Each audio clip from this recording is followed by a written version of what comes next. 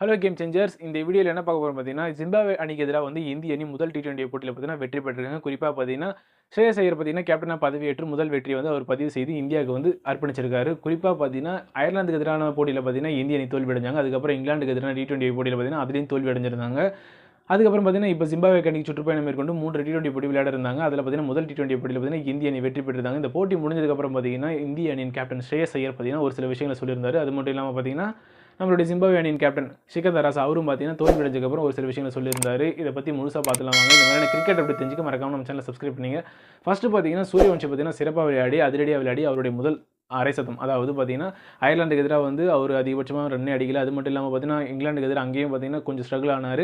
So அப்படியே பார்த்துட்டே வந்துட்டு இருக்க பட்சத்தில் பார்த்தீங்கன்னா ஜிம்பாப்வே அணிக்கு எதிரான போட்டியில் பார்த்தீங்கன்னா அவருடைய முதல் அரை சதம் வந்து பதிவு செஞ்சிருந்தது இன்டர்நேஷனல் போட்டிகளில். குறிப்பாக பார்த்தீங்கன்னா இளம் வயதிலே பார்த்தீங்கன்னா இந்தியாவுக்காக அரை சதம் அடித்த வீரர்கள் பட்டியலில் அவருடைய பேர் இருக்குது. அதுவும் பார்த்தீங்கன்னா இந்த சாதனையை அவர் படைச்சிருக்கிறாரு.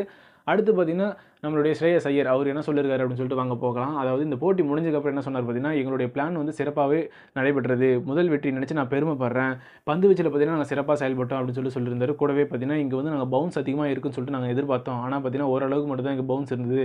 குறிப்பாக பார்த்தீங்கன்னா ஜிம்பாப்வே பேட்டர்கள் வந்து எங்களுடைய பந்து வீச்சாளர்கள் வந்து கரெக்டாக கணிச்சு அந்த பிச்சுக்கு எதுவுமே விளையாடுவாங்க அப்படின்னு சொல்லிட்டு நான் நினச்சி என்ன பண்ணேன், பவுலர்கள் வந்து திருப்பி மாற்றிக்கிட்டே இருந்தேன் அப்படின்னு சொல்லியிருந்தாரு. கூடவே பார்த்தீங்கன்னா சூரியவன்ஷியோட ஆட்டம் பார்த்தீங்கன்னா சிறப்பாக இருந்தது. மயங்க் யாதவோடைய பவுலிங்கும் பார்த்தீங்கன்னா பார்க்கறதுக்கு சூப்பராக இருந்தது. அதுக்கப்புறம் பார்த்தீங்கன்னா ஜிம்பாப்வே அணியின் கேப்டன் ஷிகர் தராஸ் அவர் என்ன சொல்லியிருக்காரு பார்த்தீங்கன்னா, தோல்வி குறித்து ஈரப்பதம் அதிகமாக இருந்தனால பார்த்தீங்கன்னா பேட்டிங்க்கு இந்த பிச்சு வந்து அதிகமாக ஏற்றுக்கல, பவுலிங்க்கு தான் வந்து அதிகமாக சாதகமாக இருந்தது. குறிப்பாக பார்த்தீங்கன்னா முதல் 12 ஓவர்கள் பார்த்தீங்கன்னா பந்து வீச்சுக்கு தான் சாதகமாக இருந்தது. நாங்கள் வந்து பவுண்டரிஸ் அதிகமாக வந்து அடிக்கலை. ஸோ அதான் எங்களுடைய தோல்விக்கு முக்கிய காரணமாக இருந்துன்னு சொல்லிட்டு அவருடைய கருத்தை அவர் சொல்லியிருந்தார்.